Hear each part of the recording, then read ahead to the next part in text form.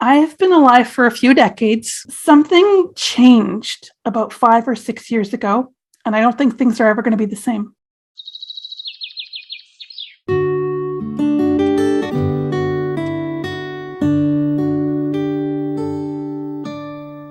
How are we going to look back on the Trump era? Will it seem like everything just got ridiculous? Is that how it's going to be? Will this be the period in history where we finally admitted that the media and the politicians are lying their face off all the time? Will we remember this as the time when at least half the world totally lost their sense of humor and some great evil took over the world?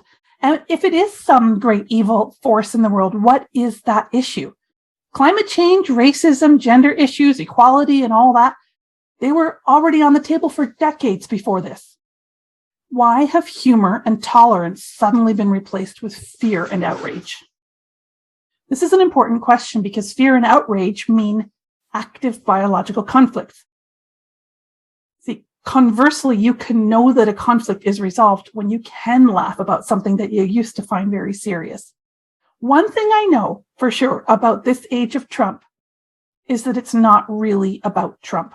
Trump is a trigger or a track into a sort of mass cognitive dissonance and fear that affects everything from entertainment to the economy, from our jobs to our health. It's that cognitive dissonance that's causing the political upheaval. More specifically, it's the exposure of the cognitive dissonance, the revealing of it. Trump is like a spark that found a gas leak that lit a lot of dry tinder on fire. And how did he do this? What is it about Trump specifically that triggers people so much? What is it about him that people either hate or love? First of all, this man has absolute confidence in his own inner guidance. He doesn't question it for a second. This guy trusts his gut. Absolute confidence. He knows exactly what his territory is, and he will not allow anyone to violate his boundaries. He has complete self-advocacy. Put another way, Trump has no identity conflict whatsoever, a rarity in these times. And that's what authority is. Trump is the author of his story. Whether his story is accurate or not, he is quite consciously the author of it, and he will not give up this territory to anyone. He never does. He completely owns his rights and his responsibilities, but not anybody else's, and that's a big deal. And that's where the cognitive dissonance comes in. See, we all have territory. We all have inner guidance as to what is right and wrong for us. We all have boundaries, but most of us are cut off to some degree from our inner guidance. We aren't sure what our territory is, whether we have a right to something, whether something is someone else's responsibility and we can let it go. We're just not sure. We ought to be. The knowledge is there. The truth is available to us, but we can't seem to access it for some reason. It's especially important to understand that the inner guidance is about what's right and wrong for ourselves. We can have opinions about what's right and wrong for others, but our inner guidance also makes it clear if that is none of our business. So it's a sort of moral objectivity, but most of us are disconnected from that to some degree. So instead, we're out trying to get others to agree to what's right and what's wrong. We're trying to find some objective external authority as a replacement for our own inner subjective guidance about what is right and wrong for ourselves. This uncertainty and disconnection from our inner guidance as to what's right and wrong for ourselves means that when we see someone who is the opposite of that, who embraces his inner guidance, who's faithful to himself, we either respect and admire that ability, or we compare it with our own lack of connection with our own inner guidance. And that triggers our existing boundary conflicts, or what in the Germanic healing knowledge we call territorial conflicts. The astonishing cultural upheaval of the past 5 or 6 years or so, the age of Trump, is actually a crisis of authority. Cut off from our own authority and inner guidance, many of us fall into ideologies without even understanding them. We're just joining up with ideological groups in order to feel like we're being guided. And we can feel this. We can feel this in our groups, for example, and people join in and they just start right away with the rah, rah, sis, boom, bah. And then you say, that's not quite how we see it. And they lose their temper on you. How dare you argue with me? We're supposed to have a united front. So people are getting upset when you push some facts in their face that don't go along with the story. Because it's not about the truth, it's about authority for the sake of that security feeling. Something very important is absent when we give up our own authority in order to follow someone else's. And what's missing is trust. So what we're seeing instead is that a lot of us are far more interested in politics all of a sudden, obsessed even. Before Trump, a majority of people simply did not care. At the same time, there's been a distinct polarization far more in the past 5 years than even in the 20 years before that. So we can't just blame social media and the internet anymore. It's accelerated. In the last year, it's worsened even more than it did in the previous 5 years. Now, along with our humor, we've lost trust in authorities, in schools, in emergency services, in political leadership, in economics, in the courts, and even in the sacred cow of Western civilization, which is the medical industry. We have lost trust in that too. More people are in more trouble than ever before, and there's a breakdown happening. Now, Trump might have triggered this, but he's just one man. This is actually a big societal transition that's going on right now and has in fact accelerated in the past year. See, being offended is just not a solution because it's not our inner guidance. It's not coming from a trustworthy authority. Being offended is just a reaction to something external. It's part of the victim drama, which has to constantly shift to new things to be offended about. The mechanism behind being offended and why this has to do with inner guidance or authority is that there's an incorrect strategy or defense mechanism in place that we're employing when we're trying to get a feeling of being supported. But the strategy or defense mechanism actually pushes that supported feeling away. So we go into this drama of victimhood or outrage in hopes that this will somehow cause somebody out there to rescue us. It's a mind game we're playing.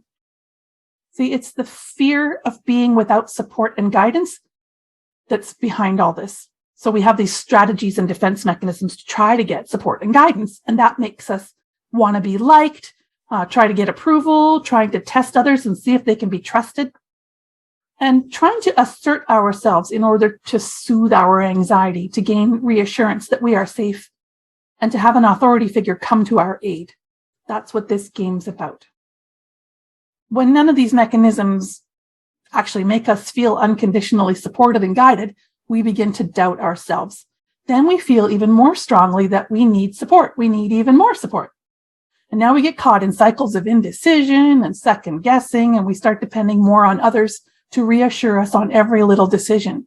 And all this just takes us further and further away from our own self-guidance and our own ability to support ourselves as we try harder and harder to get that support from others. So we're sacrificing our own authority in order to get supported by others. That's what we're doing. It means we don't believe in our own authority because our own authority is just perfect for us. And it could turn you into a billionaire if you could really access it. That's basically what the age of Trump is bringing to the surface and forcing us to confront. As I said before, the solution is to seek this truth, to override our cognitive dissonance feelings being emotional outcomes of biological processes. We've got to look at things logically, and we've got to say, F the feelings. What makes sense here? To connect with the inner guidance means taking ourselves in hand in that way. So how do we do it? By actually thinking, using logic, questioning things that don't make sense. And yes, you're going to make people mad. This is how we can learn, though, how to be inner directed and to respect ourselves, like Donald Trump does. It's not about lying to yourself that you're great at something you're not, or that you have nothing to learn. In fact, it's the opposite of lying to yourself. True authority is a guidance that you can trust. And in order to be able to trust guidance, any guidance, you have to know that you're accessing the truth, not feeling. In fact, you have to access the truth instead of feelings, in spite of feelings. Our saving grace here is actually in those relationships that we're trying to make by following those external ideologies and external authorities. We're trying to make these relationships and connections when we're doing this. And it's in those relationships and connections, in our effort in that regard, that's actually our saving grace here. Because all we have to do is strive to build genuinely secure and cooperative relationships with others. Take the ideologies out of it. Take the isms and schisms away. Be boundaried and trustworthy and relate with others who are boundaried and trustworthy. That's it. It's a simple rule. If we don't begin to step into our own authority in this way to become logical in our choices about right and wrong and what we can and cannot trust, we will automatically switch into strategies and defense mechanisms of identification, displacement, and projection. And this is what makes people be so nasty to each other. But when we do claim our authority, like Trump does, we will form much better relationships that are really, really supportive, that have nothing to do with our characteristics, our identity, anything about our bodies, our money, our personalities, just based on tolerance, good boundaries, and mutual self-respect, mutual self-valuing. It might surprise you to know that another big consequence of us seeking external authority instead of getting clear on our own truth is actually the economic upheaval and the compounding problems of many of our cultural institutions these past 5 or 6 years, and especially this past year, 2021. The entire system is becoming unstable due to less and less support and guidance from within the system itself. There's this free-for-all, everyone for themselves, and trying to join up in these collectives and then also trying to escape. It's a troubling time, but pursuing truth and our own inner authority has caused us to begin creating and expanding a parallel system. And that's what we need.